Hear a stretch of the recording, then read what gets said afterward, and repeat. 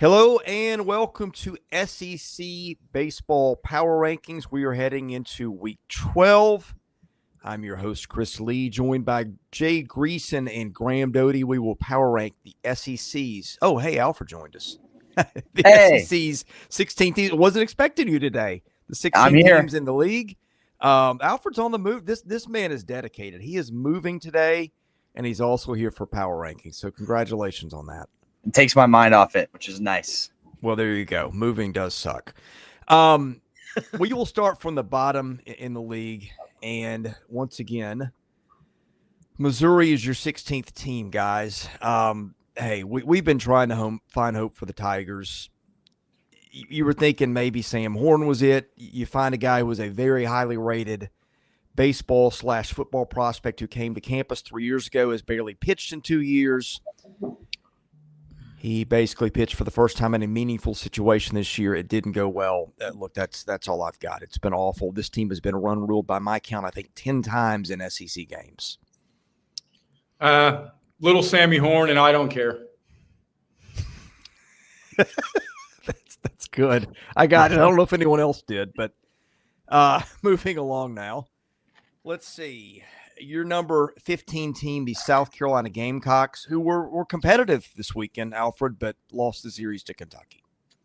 Yeah, a little bit of concern about the Ethan Petrie injury news, too. We'll see how that progresses throughout the day today. There was supposed to be a decision. I haven't looked, to be honest, but we'll look after, keep an eye out for that. But, yeah, kind of a nail in the coffin this weekend, not taking that series at Kentucky because you got some not-so-pretty series to play coming up.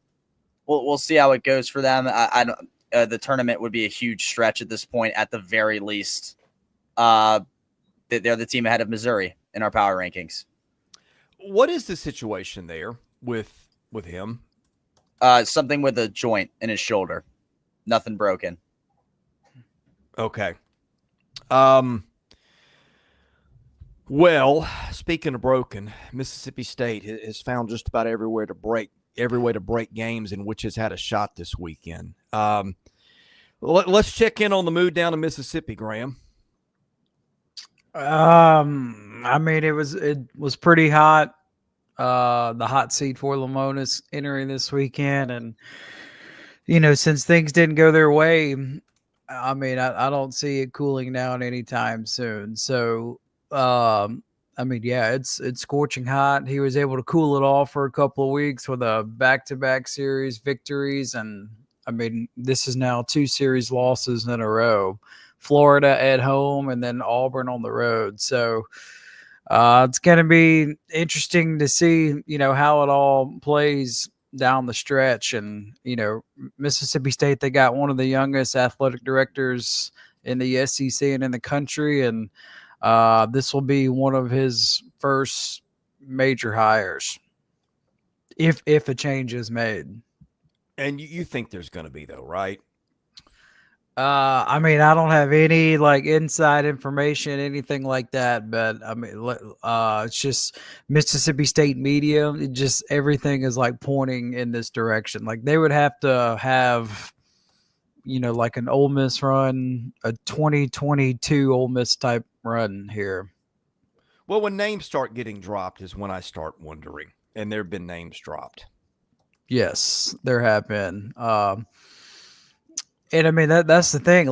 It's a top 20, 25 job in the country, and you just kind of wonder, are they going to try to go big name hunting if they make a change, or are they going to try to go the assistant coach route, get somebody in this league that's an assistant coach, and this will be their first head coaching opportunity. They've done that in the past. They did it with Anthony, from LSU, and then, I mean, I'm pretty sure he was going to win, and then the scandal happened, and he's out of college baseball. So, do they go that route again, or do they try to make a splash? We'll kind of wait and see. You just described a pretty dangerous scenario because it happens across a lot of sports. I think your assessment's pretty fair, even with the history of success there. But just it is a top 20 job, but a lot of people real close to that program believe it's a top 5 job. And those expectations and the realities often don't overlap. Here's the difference. So Mississippi State was the first one, to like jump in college baseball. I mean, they were the first ones to do it. This is what they cared about. They were invested for a very long time. Now you look around the SEC, and what I think it's safe to say everybody but Missouri cares about baseball in the SEC, and then so now they have to battle and deal with that. Yeah. I mean, and I'm not saying comparisons can be misleading, especially when you go across sports. But Kentucky experienced that over the last decade. I mean, was Kentucky been good? Absolutely. I mean, it's only been 12 or so years since they won the Natty. But now that everybody in the SEC is spending money, I mean, it's nuts, man. The SEC is a jungle. They had a record number of NFL players drafted. They've got 8 of the top 11 in softball, and they've got 7 of the top 11 nationally in baseball. Yeah. It's crazy. Here's another crazy thing. I take if you've ever heard a Pythagorean record in baseball, it's the number of games you usually win based on how many runs scored and runs you've allowed. It usually tracks pretty well with your actual win-loss record. I tweaked it a bit for some of the run rule games, and Mississippi State's expected record 30-14, actual record 25-19. I think that's a little bit misleading. I don't think they're as good as the Pythag is, because I think sometimes you can inflate those by just beating the tar out of overmatched opponents. But it is interesting that, a lot of teams in the league get the benefit of that, and that tracks pretty well. Most places, there's 2 teams it doesn't track well. Actually, 3 teams it doesn't track well with, and those teams are coming up in our countdown. One pretty shortly. A team that's playing pretty well now and has won 10 of its last 12 games. Go ahead. Randy in the chat. It's a different conversation. He said A&M couldn't get a big name in baseball, but Mississippi State will. Come on. That's apples and oranges, man. Think of all the emotion that went down in that coaching switch with Schlossnagle going, and then A&M needed to move fast. Trust me, there would have been some big time names that would have been very interested in that A&M job. So and when somebody leaves you in college sports today, you're going to be more inclined to elevate within because of the portal. Yeah, that too. A&M had to move lightning fast because of the portal, like you're saying, Jay. So what did they do? They went with the guy that's been there. And every time Chris says Pythag, I can't help but think it's the guy fighting Jean-Claude Van Damme to the death in Bloodsport 6.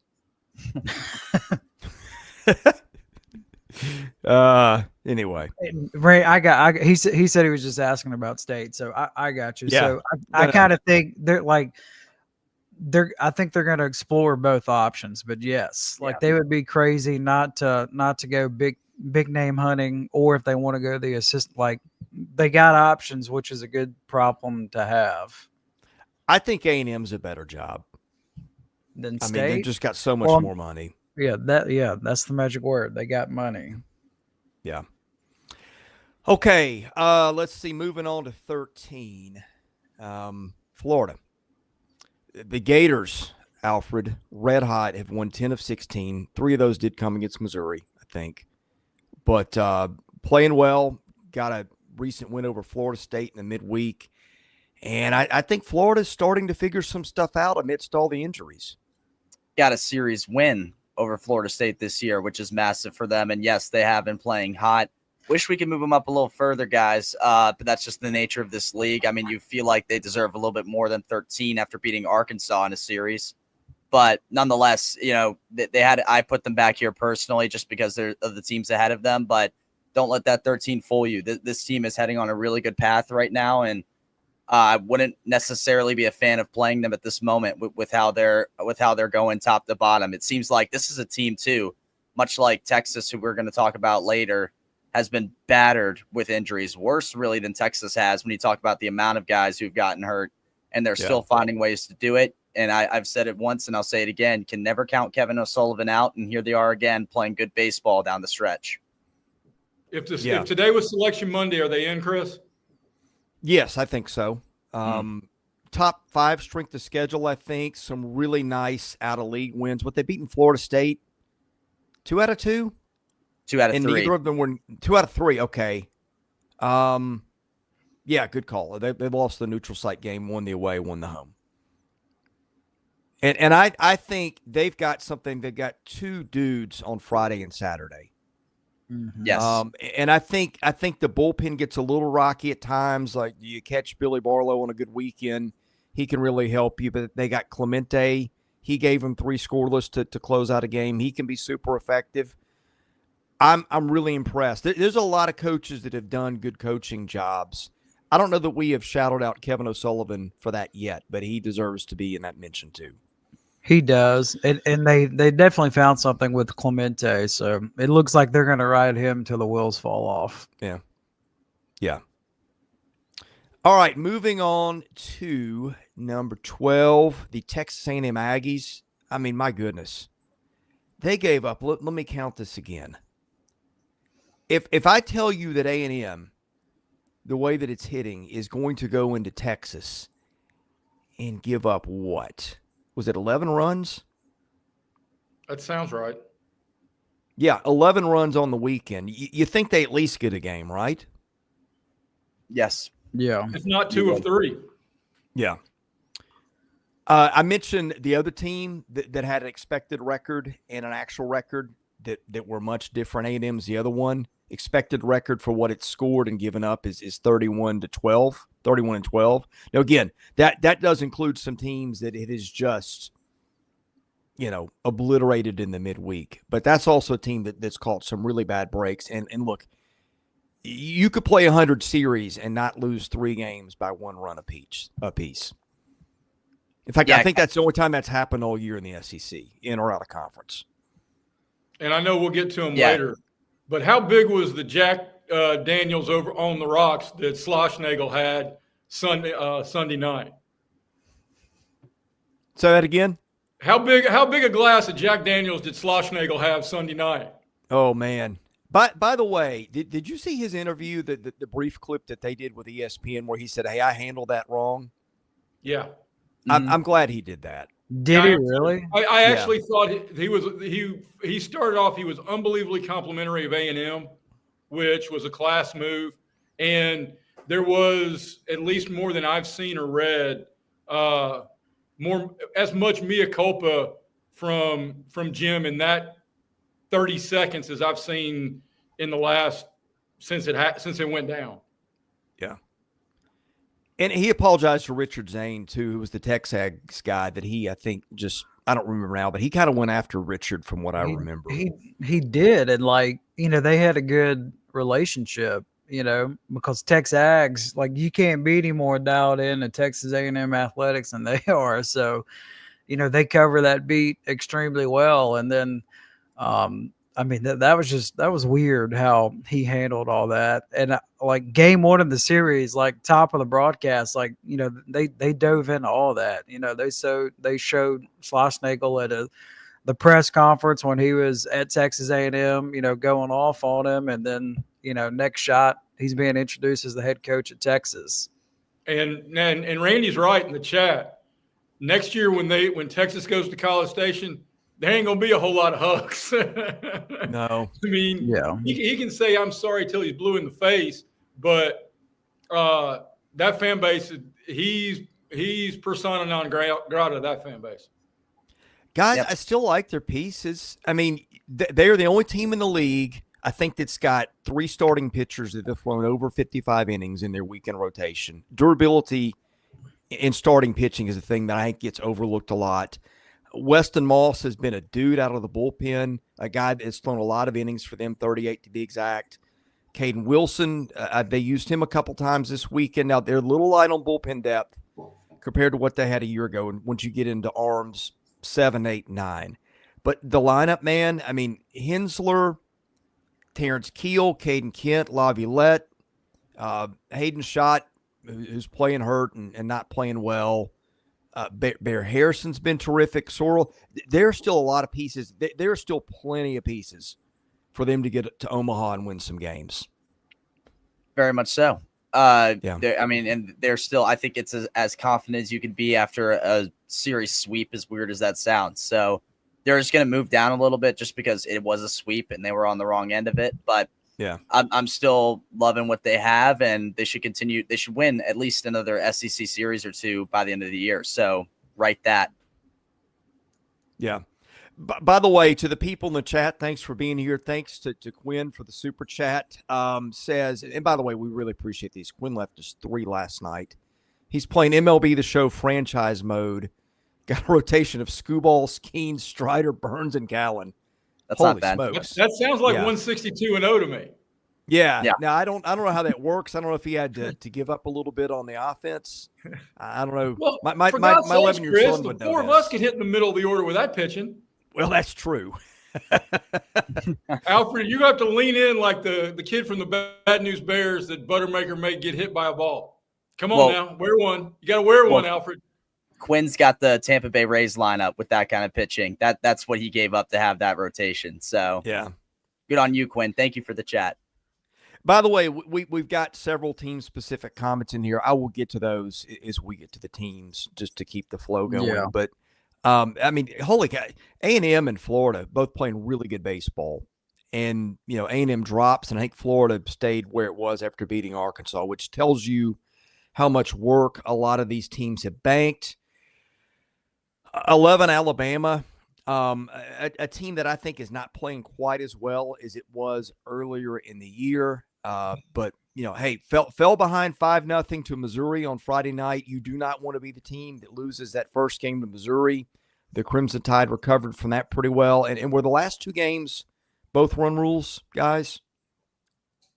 I think that's right. And you're 100% right about the pressure of getting behind Missouri early. It's like the second biggest lose-lose proposition in sports. The first, of course, being the high school guy who has to wrestle a girl. Because if you win that, you pinned a girl.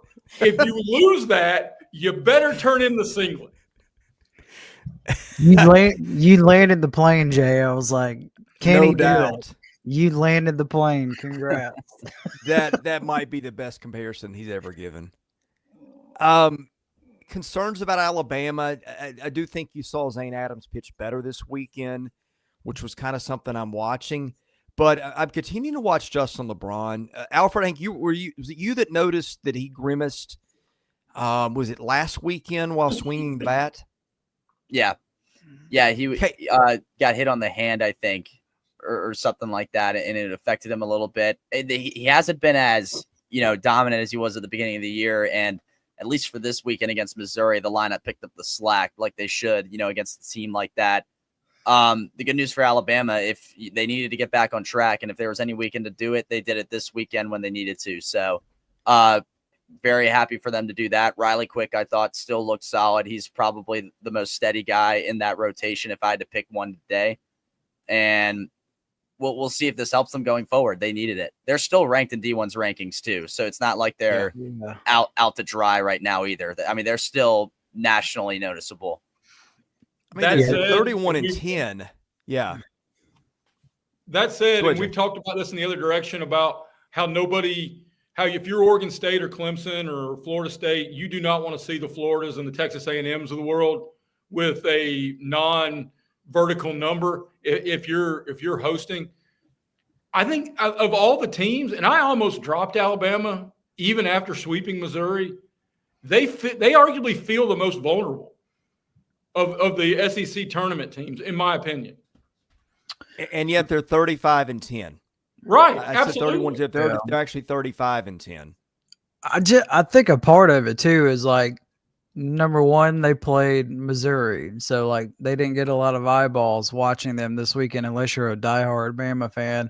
And then the other thing, like it feels like they played a lifetime ago. That was a Thursday, Friday, Saturday series, and sometimes you get lost in the shuffle when you play Thursday, Friday, Saturday. Yeah, I think the big thing, Justin LeBron has not hit a home run since April the 11th, 10 games in a row. And that's why I mentioned that's worrying me. I mean, when a guy is just like averaging a home run a game and then goes a month without hitting one almost, I guess not a month, but 10 games, that to me tells me there's probably a connection there. And which also begs the question, where in the name of goodness did April go? I mean, that was a blink your eye month and zap. Yeah. And you guys across the bottom have dealt with like major league life issues. I'm just falling around a middle school softball pitcher.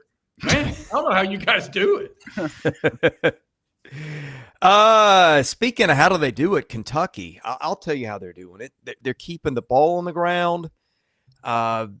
They're getting really good starting pitching performances. Kentucky now, and this is another where Kentucky is ranked, I think is more about the rest of the league than is about Kentucky. I think I was high man on Kentucky because I put a little bit more weight into conference performance. Here's Kentucky's conference schedule so far: at Georgia, Auburn, at A&M, Ole Miss, Texas, Tennessee, and they finally got a break playing South Carolina this weekend. But I think heading into this weekend, and maybe even with this weekend in the books, I don't know that anybody's had a tougher schedule than Kentucky. Kentucky's worst loss, let's see, let's go backwards. Its last loss was 4-3. Before that, it lost 8-3 to Tennessee, 2 one-run losses to Texas, a 1-run loss and a 2-run loss to Ole Miss, a 2-run loss to A&M, and 2 one-run losses to Auburn.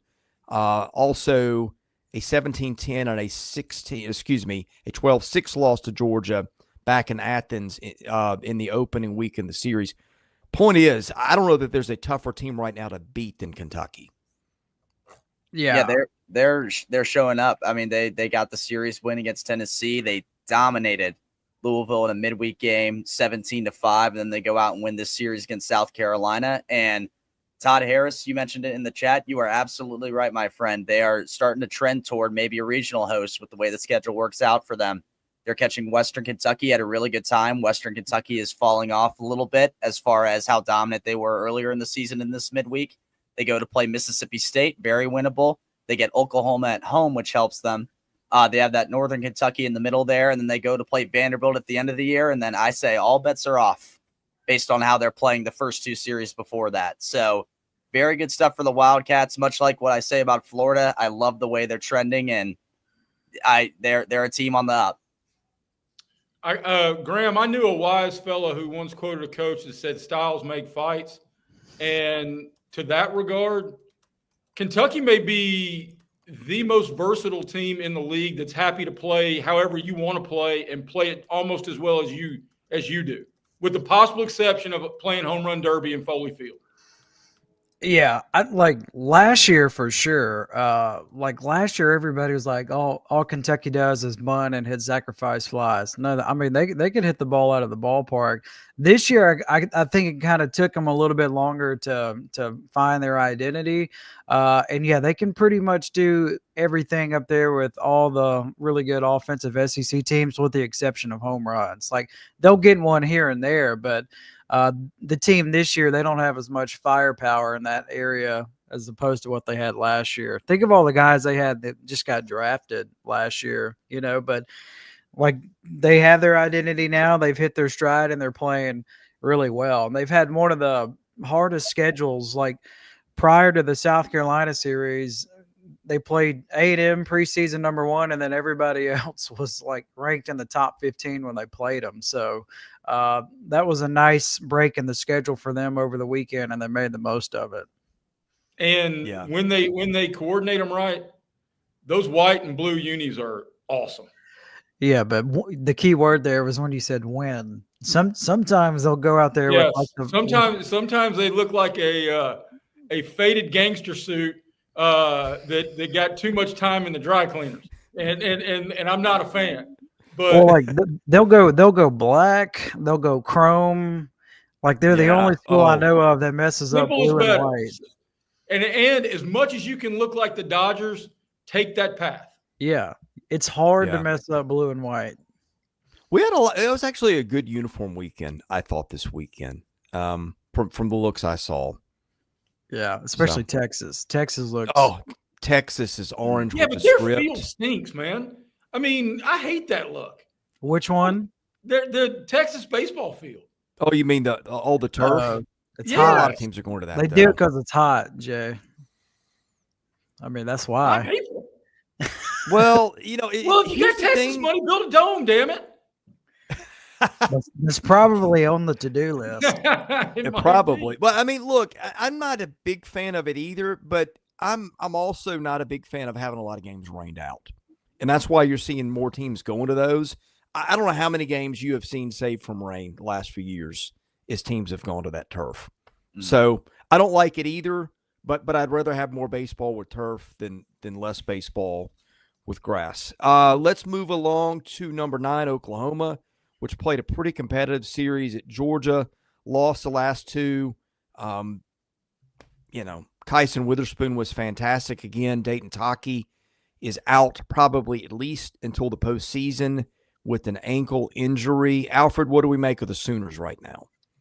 Well, you got to win at Foley Field, which you could take a lot of pride in. Not a lot of teams have done that this year. So even though you lose the series to Georgia at home, you do grab a win there, which is nice. Losing Dayton Taki's tough. One of the better guys in their lineup when it comes to who you look at, and who they have. So we'll see how they adjust to that. But guys, I was thrilled with what Kyson Witherspoon did on Friday night, per usual. That's usually the story with him. They just ran into Georgia at home, and usually that doesn't go in your favor. So I'm not too worried about Oklahoma. It could have been worse than what happened, obviously, and still very confident about this team moving forward. They're still very well toward hosting range ish. They can still fight for that if they want to, and they just have to keep that in mind. We've talked about it fairly regularly about teams that are a bad 2 seed, bad or 3 seed in the regional. This is a team a 1 seed or a national seed does not want to see in the super regional, because they're bringing a dude, and Kyson Witherspoon is him. And so you're now to beat them best of 3, you better figure out a way to pull an upset in game 1, or you're going to have to take the last 2. Who in this league can you not say that about other than South Carolina and Missouri? But in truth, a lot of teams have good Friday night dudes. Yeah. There ain't a whole lot of Kyson Witherspoons, who's a top 5 MLB pick Friday night dude. Yeah. No, I get it. He is like, I think after Doyle, and maybe he's even got an argument, is the top starter in the league. I'd have to look at it a little closer, but okay, let's move on to number 8, Vanderbilt, which did not have a good week. Did end the week on a good note, run ruling Ole Miss behind Connor Fennell. Somebody asked me a question earlier. It was more on Ole Miss. Okay, we'll get to Ole Miss in a minute. But, Vandy's got Alabama next weekend. I think Vanderbilt will be done with exams by that time, which is a factor there. You've seen the play slip at times at Vanderbilt. I'm not saying the other kids don't take exams. Are the smart kids really ever done with exams? Maybe not, but yeah. Anyway, Vandy at 8. That was a bad week, Alfred, because wasn't that a midweek loss to like MTSU as well? It was, yeah. Connor Fennell's the good takeaway from the week you had. He's fabulous, just so different from everyone else in this league. Probably my favorite pitcher, and honestly, your guys' favorite pitcher too. If the way you talk about them, correct me if I'm wrong, but if you're Vanderbilt, it was a lot to ask going into Oxford. I think with how Ole Miss has been this year and getting a series win, you do get a win out of it. Going forward for Vandy, it's just going to come down to, guys, if the lineup can do enough to help them get these wins. If they can, that they become a really dangerous team to me, and that's where they stand. I like them at 8. I feel like that's a very appropriate spot for them right now in the SEC. Also, they're due, right, Chris? Like, they've just been flip-flopping weekends. Yeah. Win a series, they've alternated weekends. Yeah. So they're due this weekend. By the way, if you want to win a bar bet, highest strikeout rate in the league. Liam Doyle, 44% of hitters Connor Fennell, 48%. And I don't think the kid's broken 90 with a pitch this year. Wow. I don't know if he's broken a window with a pitch in his life. But boy, they move. Anyway, let's see. We're going to go to number 7, Ole Miss. Let's get to the chat. Ethan and Nathan. Okay, if you've got them in front of you, read them off. I'll do Ethan first. Ethan's had a couple. One is Hunter Elliott, Mason Morris versus Kyson Witherspoon is going to be a movie this Friday night. Yep.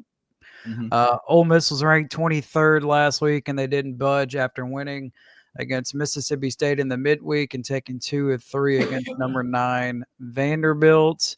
And then Nathan, your guys' opinion if Ole Miss can take 2 out of 3 from Oklahoma and sweep State and lose the series to Auburn, would you put them in a hosting situation? And then just lots of questions about Ole Miss didn't move in the polls according to D1 baseball. Like they just stayed put. They didn't go up. They didn't go down. Well, they jumped 9 spots in Baseball America. Yeah, in other polls they did move up, but in D1 baseball releases it pretty early Monday mornings, and so that's the one that everybody kind of sees first. And like if I go on my phone right now and look at all the Ole Miss fans, like everybody's getting worked up about this. That specific, I get like I'll start with that specific poll. Yeah, I don't get it. Like Troy and Southern Miss and Vandy and a lot of other teams that Ole Miss has played and beaten this season, like they're ranked above Ole Miss. I don't understand why Ole Miss didn't move. Ole Miss dropped a lot. Ole Miss was like number 6 2 weeks ago in the D1 poll, and then they fell to 21 after the bad week to Little Rock and then dropping 2 or 3 to South Carolina. So it's like they drop big and then they just stay put. I don't understand it. I don't get it. But in the grand scheme of things, does it really matter? I mean, not really. As far as the hosting thing, what you laid out there, that's a tall task to take 2 or 3 from Oklahoma, sweep Mississippi State and Starkville. I would have to look that up. I can't remember the last time that happened. And then you got Auburn and dropping that series. I think Ole Miss is in a really good spot now after beating Vandy to host, and depending on how the Rebels close, I think Ole Miss is knocking on the door and being a national seed and maybe getting a super regional at Swayze Field, which is what that stadium was built for.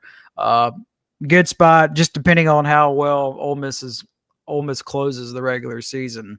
I definitely think Ole Miss is in a hosting spot no matter what. Yeah. And in the egg bowl conversation, egg brawl conversation, however you want to put it, they got a chance to put the nail in Lemonis's coffin down there. Yeah. Sure do. Yeah, that'd be I can't go ahead. I was gonna say that would be the true ending, I think, if there were to be any, honestly, based on what's been happening and stuff. Teams, for those wondering about the D1 poll, teams ahead of Ole Miss because they didn't move. Southern Miss at 22, Oklahoma 21, Troy 20, Coastal Carolina 19, Alabama 18, Louisville 17, West Virginia 16. Vandy's at 15 after they just beat them in a series, which is weird. So Ole Miss is better than West Virginia, and then Ole Miss is better than those 3 Sun Belt schools. Yeah, it's odd. Whoever asked that, I forget, but it's odd to me too.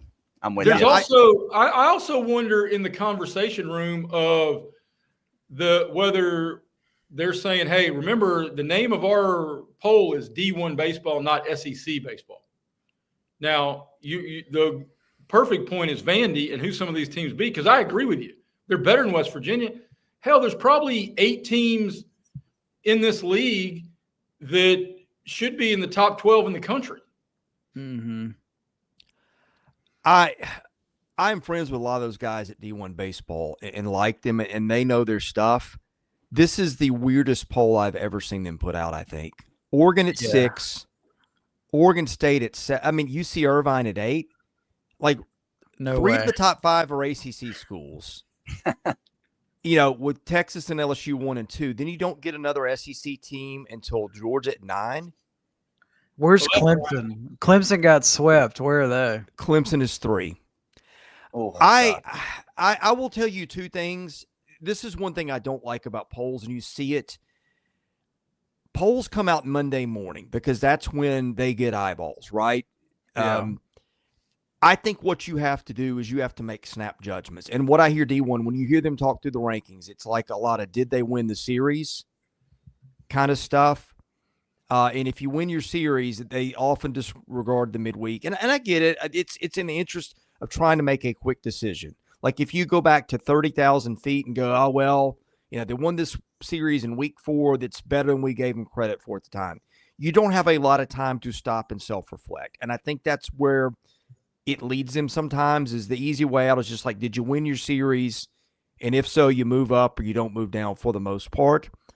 I almost wonder looking at this, like, did they have a tabulation error or something? Like when they did their votes, Maybe. like did they take? Yeah, like did they? Because it doesn't make sense to me. How does Clemson get swept in their top 3? Like how does I don't that know. happen? It Two quick just makes me things, wonder two if they quick had things, a mistaken vote counting. That's all I can think. 2 quick things. 1, UC Irvine couldn't win 10 games in this league in a 30-game schedule. No. 2, Ethan Spencer has a tremendous point in the chat. He says it'll work itself out by the end of the season. Don't want Ole Miss to get screwed out of hosting regional, super regional. Not moving the rankings just makes the margin for error a lot smaller. I think that's very astute. Yeah. Also, Ethan, are you an Ole Miss fan? It's Connor Spencer's brother. Is that right? Could be. Well, if We're he's all- looking for a job, he'd be Spencer for hire. We're all aboard the Anteater train, by the way. That ranking I do love. We're all aboard the Anteater train, just so everyone's clear.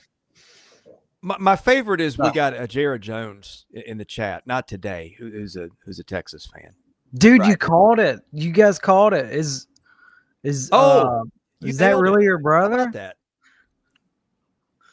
We need to know this, Ethan. That's unbelievable if I got this right. It is It's gotta unbelievable. be. This makes for very bad podcasting. Yeah. Talking directly to a commentator. All right, let's move on to number 6, Auburn. A tough team to rank. Auburn, though, in terms of consistency, right up there with Kentucky. I think no team has been as even week in and week out as Auburn. Nailed it. I'm sorry. Yeah. Oh, I nailed I it. didn't know what you were getting at. I nailed Nice. it. Okay. This man knows his stuff. Anyway, Jay, I'll let you hit Auburn. I actually like the big picture conversation here in that Auburn is ranked lower in our power rankings than they are nationally by Baseball America. And which, I mean, that's as much a testament to the league as it is to anybody putting a vote on anything. Because I'm not, in a million years, I don't mean this half as derogatory as it's going to come out of my mouth. Beating 2 of 3 at home against Mississippi State is really checking the box of what you're supposed to do. I mean, I had Auburn higher than anybody, and I love the conversation where they're going to they should have a top 3, top 5 finalist for pitcher of the year. I think Ike Irish in SEC play has been right there with just about anybody for hitter of the year. And I don't know who can make a better resume case than Butch Thompson for coach of the year. Well, I can think of one, but Yeah. but outside that, I would make that case too. In fact, somebody asked me this morning. They said, "Who's your SEC coach of the year?" We got into that. I said, "Well, it's got to be Schlossnagle." But after that, I think Butch Thompson's got as good a case as anybody. And I think there's a lot of coaches that have done great jobs. All right, Rob in San Antonio, and I know I just echoed the rest of these guys for if you watched last night, I had my shirt on inside out. Rob in SA, that's either South Alabama or San Antonio. I'm not making a judgment either way. Says Greason comes off as knowing his stuff when his shirt is on right. Well, I can fix both of those. I can either sound like a dumbass or turn my shirt inside out. Auburn has now taken series over Vandy, Kentucky, Alabama, swept LSU. So that's 4 teams that are headed to the NCAA tournament and probably took Mississippi State out of the conversation with the win this weekend. And one more thing before I pass it to you, Graham. They're 11-10 in the league, which I know when I was ranking them fourth in our power rankings. But you take the 2 toughest trips in this league, if you flip that, if they get Missouri instead of going to Foley Field or going to Austin, then you're now 14-7. And how much difference does that resume look? I don't know if you guys agree, but I kind of think Ole Miss and Auburn are in similar situations in that I think they're both going to host, and whoever closes stronger will have a chance to be a national seed. Yeah. Like that, they're about to play each other here in 2 weeks. So that could be a monumental series with a lot on the line. Auburn has a monumental one this weekend. They really can help themselves if they can go into Lindsey Nelson Stadium and pull that off. So that'll be something to watch too. Yeah. Thrilled with the way they're playing. It's a weird SEC. I would not think, based on what we've seen, their SEC record is only 11-10, but nonetheless, they are well into the thick of national seed range if they keep this up. So yeah, shout out to Butch Thompson. This team, I don't think, got a lot of talk at the beginning of the year, and he's shown they're worthy of that at this point. Also, so impressive, these freshmen they have, Freilich and Rembert. I've been thrilled watching them. How many MLB scouts going to be there for Friday night with Doyle and Dutton? A lot. Like there were. You should have seen them this past Friday with Pico and Dutton. I mean, and they had to wait too because of the 3-hour weather delay. So yeah, there will be a ton. Georgia checks in at number 5. The Bulldogs got right by going home and taking 2 of 3 from Oklahoma. Rylan Zaborowski played some this weekend, right? A lot happened. I'm forgetting this, but I think he did play some. I think he platooned at first. Yeah, he played a little bit. Hopefully, I think that's a guy they need, obviously, right? I mean, this is someone who's just a pure power hitter who just adds to that deep lineup they already have. But they got the series win done at home, which they usually have done without him for the majority of it, which is great. Continue just to be fabulous at home. Their home record this year, guys, is now 26-3. Pretty dang good at home. If you're the Georgia Bulldogs, again, if you could find yourselves in that national seed, range where you host a regional and super, very good Omaha path for Georgia if you can make that work. So if they keep doing that, more power to Wes Johnson and company. Very great stuff. Unfortunately for Georgia, though, guys, they're number 9 in the D1 poll. They're not ahead of UC Irvine. They're right behind them. That's okay, Georgia. We all can't be as good as UC Irvine, unfortunately. Sorry. I think Georgia's going to be a very interesting, and you mentioned Auburn, Ole Miss. I think that sorting through the metrics versus sorting through the head-to-head is going to be interesting, how the committee handles it. Because I think the best way to do a comparison is against the field of everybody, because once you start going head-to-head, you can tie yourself in knots about something. But you've got Georgia sitting there at 2 in the RPI with better metrics than Vanderbilt, fewer losses, similar strength of schedule. I think what they are in quad 1, 12-9. I've got a pop-up ad that's blocking me from looking at it. Here we go. 12-9. Vandy's 11-11, but Vandy swept them at home. So there's going to be a series of stuff that the committee's going to have to sort through if you've got a lot of these teams that are still sitting here next to each other. Well, who do you trust the most among Georgia, Auburn, Ole Miss? Ooh. Graham, what's Ole Miss's where are we road? playing the games? Yeah. See, I think that matters more with Georgia than the other two. Yeah. Auburn feels to me like the team with the maybe the lowest upside, but the highest floor. Yeah, Ole Miss is 7-4 on the road. I'll go them. That's my pick out of the 3 if I had to. What's Auburn? Auburn's 4-8, but you got to remember they played at Georgia and at Texas, so that's 6. Yeah. Of their 8 losses. It's a very hard question. Actually. That's a good one. Well, Ole Miss, 2 of Ole Miss's road series are also South Carolina, Missouri. And also Kentucky, which is not an easy place to win. But it's also not Texas or LSU. So Missouri's skewing a lot of stuff in this league. I think we've mentioned that before. Number 4, this team has lost its last 3 series. Or no, 3 of its last 4. Yet Tennessee has not budged much in the power rankings because it just was so impressive before that skid. I think this is one of the more confusing teams to analyze coming out of the weekend because the eye-popping offensive numbers have stopped consistently now that Tennessee's running into major league pitching. The defense has been awful. But at the same time, you got Liam Doyle and the way Marcus Phillips rebounded, you got to feel good about that. So I think we're just going to start where we ended last night, like not really sure exactly what to make of the Vols because the strengths are so strong, but the holes are also becoming very evident. Yeah, I'd be very wary still to put them outside of the top 5 in the SEC, even with what's going on, just because of the guy they have coaching and who they were last year and how badly he wants to get them back there again. And they perennially there we go, get to Omaha at a consistent rate with Tony Vitello. I'm not going to say whether or not they'll do that or whatever. Right now they're not playing as well as they would like. The good news for Tennessee, and I know it's not everything, but you get to be back in Knoxville for a little bit. So you really need to use that to your advantage. And I'm sure Tony Vitello and the coaching staff knows that.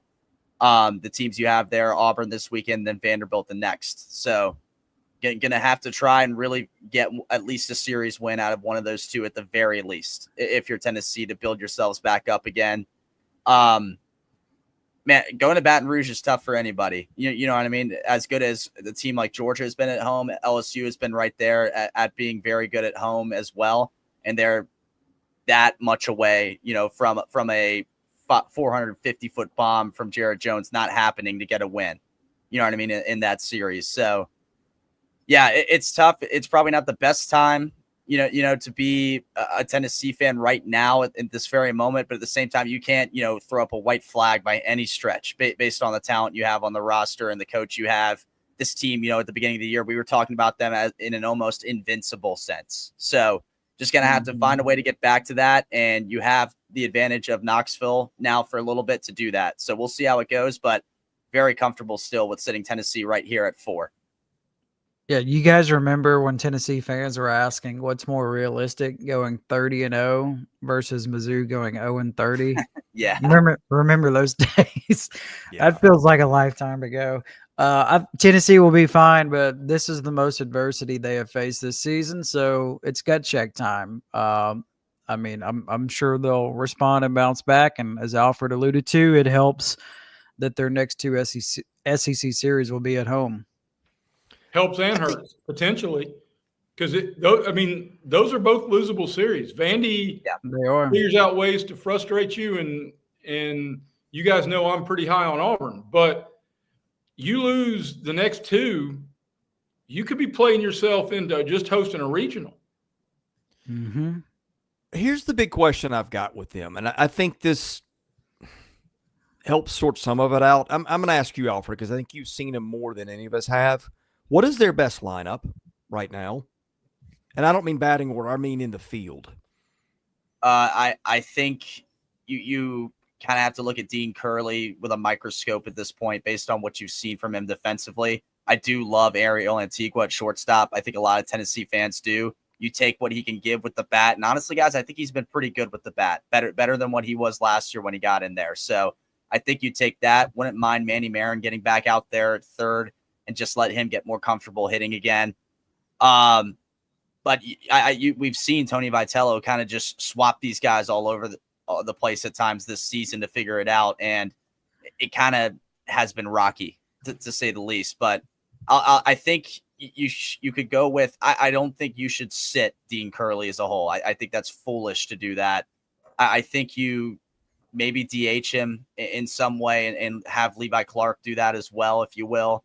Again, Ariel Antigua at short, I think works for you. You got to have a good shortstop down the stretch of the season. Chris, you've said that before. And that's just, a common thing to know when you're going out there and trying to win a national title. And Manny Marin over at third. I liked what Manny Marin did at third earlier in the year. So I would try that again and see if it works. That's where I sit with it at this point. So the days of Fisher at third are over. You could do that as well. I wouldn't count it out, but when's the last time he played third? I feel like he's been at first the last couple of weekends. He has. Third would be – he played third at some in SEC play at the beginning. Yeah. And it didn't go well. Yeah. I think you have to have a good defensive third baseman over there right now because teams are going to, I think, bunt a lot on you, and do some stuff like that, especially with a guy like Phillips on the mound, although he did make a good field of a bunt the other day and has got some athleticism. But I think teams are going to try to just make Tennessee implode defensively. Right. Because I think that's the best way to get them unraveled. Alfred, what do you think about what Dalton says in the chat? That's different.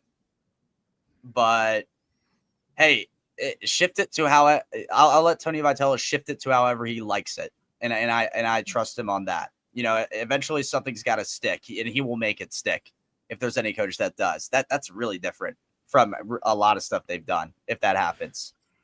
This is what's crazy. Like, we went into the season going, okay, Curley was his shortstop last year on a national title team.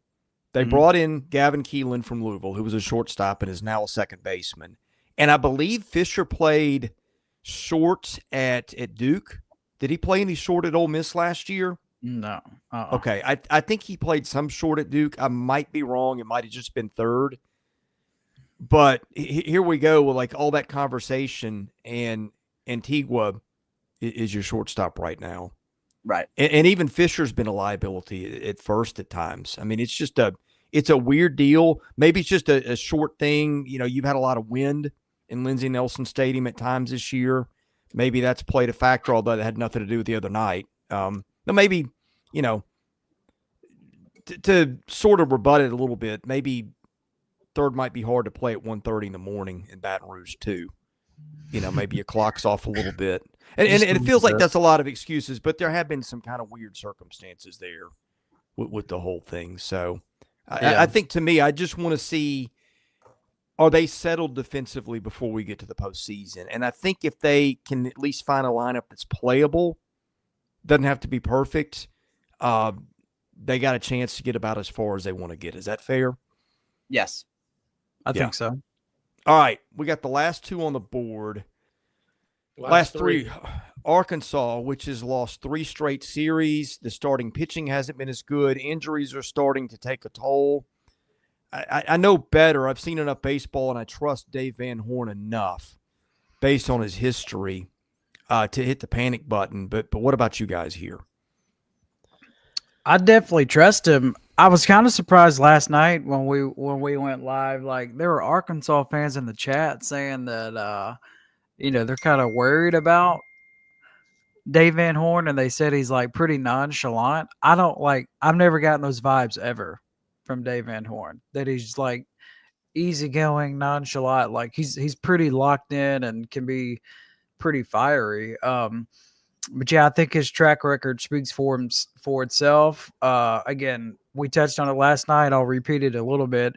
To me, it matters when you play somebody, and they've just kind of hit a portion of their schedule where they're playing teams. Yeah, their record might not be great, but they're playing good baseball, and it's not like they're getting blown out. I mean, they're in the majority of these games, so they're too talented just to fall off the cliff. But I mean, if they close the regular season by dropping, what would it be, five consecutive series, then yeah, you got to be nervous going into postseason play. But I don't think that's going to happen. No, the thing with them, the one thing with them going forward, guys, that's schedule, man. Ooh, my tough. goodness. Texas at LSU and Tennessee. If you're going to figure it out very well this midweek against Missouri State, who you already lost to. Not to make you nervous, Arkansas fans, but I'm sure that lingers in their mind a little bit. Not going to panic at all. You know what I mean? This is Arkansas, a team who was just, we were talking about, looked very complete with how the offense was playing, even if the pitching wasn't as top notch as usual Arkansas pitching is. I think that the Gators series loss in Gainesville is kind of just a puzzling one in a lot of people's minds. So I think just stack up as many wins as you can right now, with these last few series, and just deal with, whatever happens after. You have 14 wins right now in conference play. One win in each of those, I think that's worst case. One win in each of those gets you 17 wins. You're still in a pretty good spot. You're in a hosting spot, obviously, you know what I mean? And you still can knock on the door of national seed-ish. So we'll see how the injuries they have affected a little bit. I just think, there was just something off with every game, with all the losses they had in Gainesville this weekend, and it was different in each of them. I'm not panicking, and it's hard to put them at 3, because it's like they lost the series. Why are they still at 3? But again, it's hard.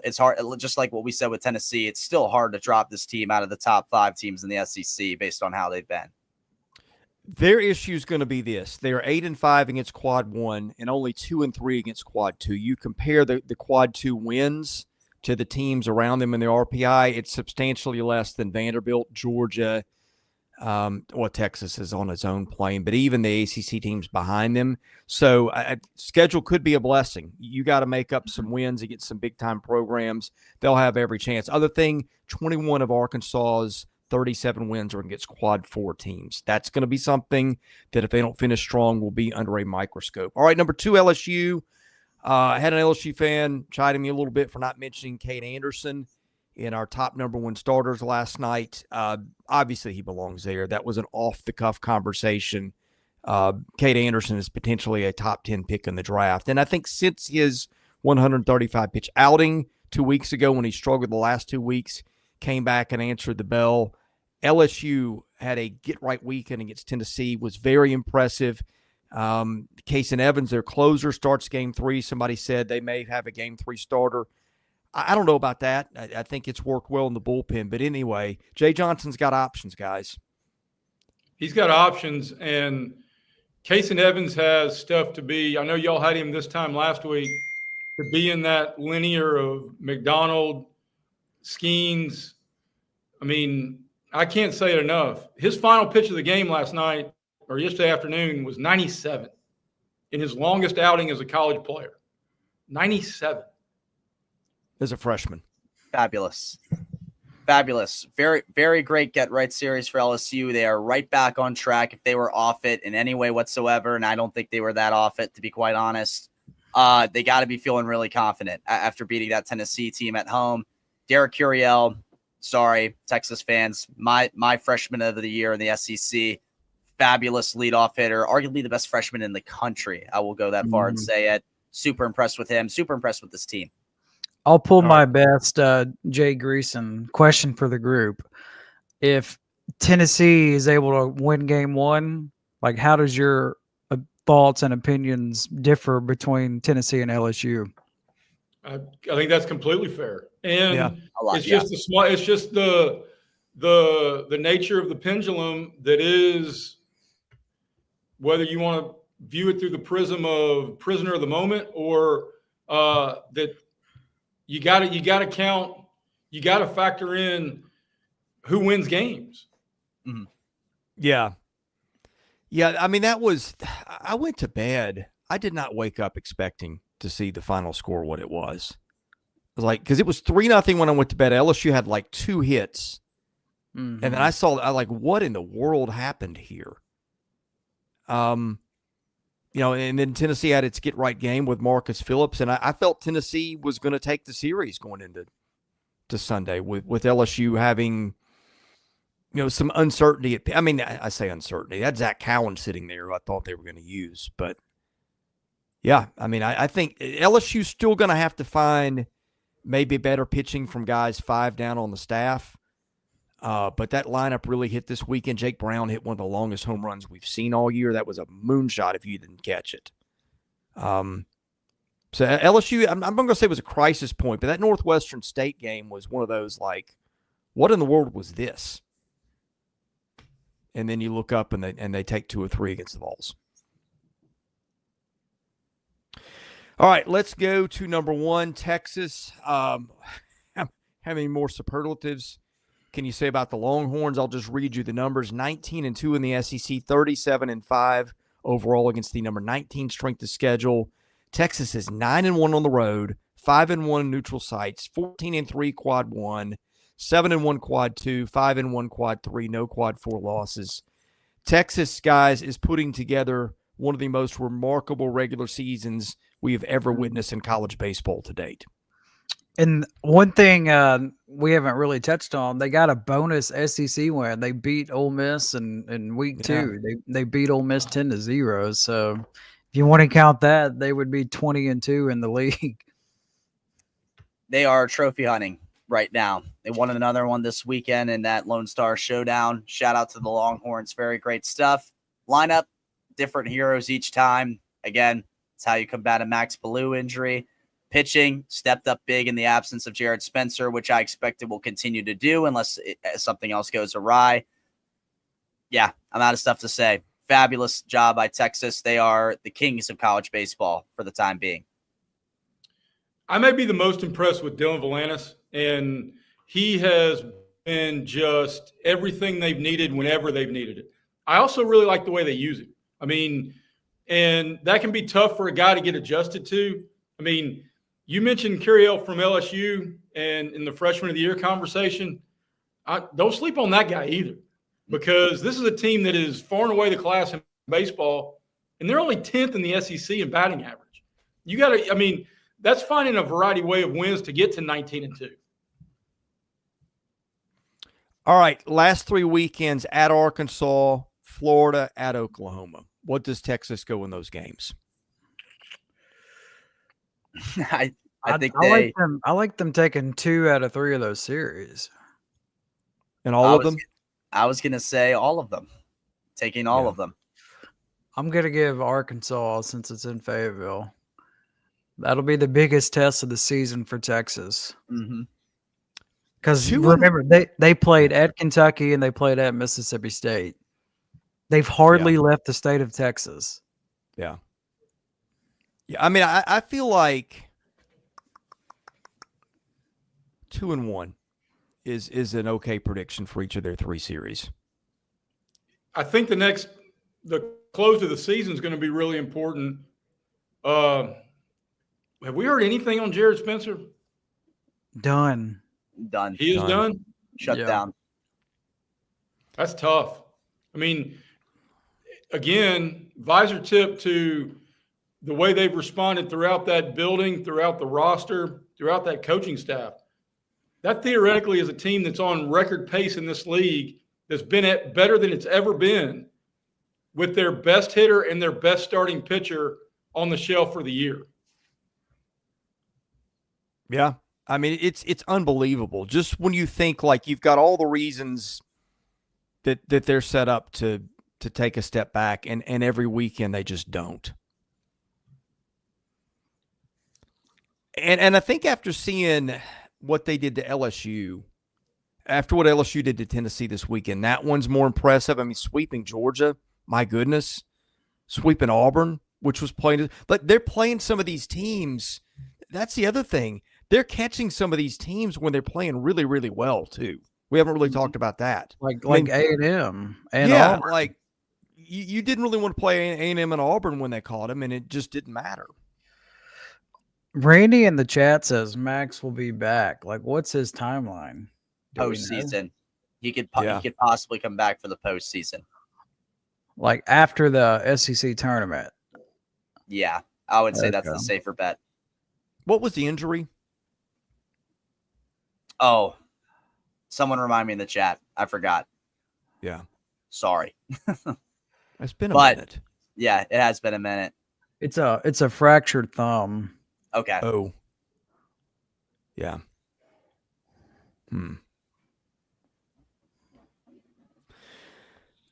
Parting thoughts, gentlemen. Really good month of May coming up. is what I'm gathering from all of this. A lot of stuff will be sorted out. How do Tennessee and Arkansas respond to some off times? Do Kentucky and Florida continue to surge? Does Texas just rock the world and have a record-breaking regular season? We're going to figure it all out, and I can't wait. I guess my for Texas, what do they look like moving forward without Spencer? Because if they break the SEC record, which has stood for a while now, it was that great Vandy team, Chris? I mean, my goodness, like what a debut season in the SEC. Yeah. No, they've got, and this is what makes that tough. They've got Kyson Witherspoon. They've got a game one situation there that's going to be tough. Liam Peterson, we don't talk about probably enough, because Florida just hasn't been a factor for most of the season until recently. But he's a dude on Friday nights that when he's on, he's about as good as anybody. And we've seen it out of Zach Root on Fridays too, although not the last couple of weeks as much. But, I mean, I think that's where they feel most vulnerable right now is in game one spots. Rojas pitched pretty well over the weekend. Yeah, he did. He did. But if you're going against a Kyson Witherspoon, would you consider moving Rojas back to Sunday, knowing then you've got an advantage then in days 2 and 3? Because Rojas or anybody else against Kyson Witherspoon is at best rock, paper, scissors. I think they've got an advantage days 2 and 3 anyway. But I get what you're saying. So, any more thoughts before we end it today? I just love the thought of everybody having something to play for 13 and up.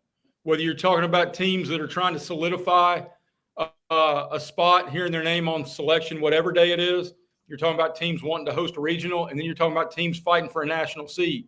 And all three of those tiers are overloaded. Well said. Mm-hmm. I would even go a step further. I still think you got 14 with something to play for. As bad as it's been for Mississippi State, I think they are still mathematically alive. They're going to get 3 wins against Missouri to end the season, most likely. They got a rivalry series with Ole Miss that'll be emotionally charged. And then Kentucky. Well, if they like their coach, they certainly have something to play for. His job. Yeah. No, Kentucky will not be the matchup they need, because Kentucky's a team that really makes you defend. So that could turn into a nightmare. But just saying, Kentucky's going to have like 1 million stolen bases in that series. Yeah, I think it's a bad matchup, but statistically still on the table for them. I mean, if State goes 7-2 the rest of the way, you're looking at what? 14 wins in conference play. Yeah, I mean, I would think that would get you in. No losses, quad 4. 2 losses, quad 2, 1 loss, quad 3. The thing that's going to be held against them is Marquis Series wins, what they don't have. But I remember last year Southern Cal lost like its last 6 series and got in anyway. So committees can sometimes see what they want to see. And I think even with State, there's a path. So, all right. Enjoyed it, gentlemen. We will be back on, I think, Wednesday. We'll take Tuesday off. I believe we will do our, I don't know if you call them regional projections, because I don't host them out all the way, but we'll tell you where your favorite team stands in the path to get into the tournament, hosting, national seeds, all that kind of thing. We'll do that Wednesday. I think live at 10 is the plan. We'll have wrap-up videos after the games Thursday, Friday, Saturday, and Sunday night. Graham, social media outlets, where do people need to follow us? We are on everything except Snapchat. So Facebook, X/Twitter, whatever you want to call it. Obviously, YouTube, Instagram, and Alfred handles TikTok. Mm-hmm. Yeah.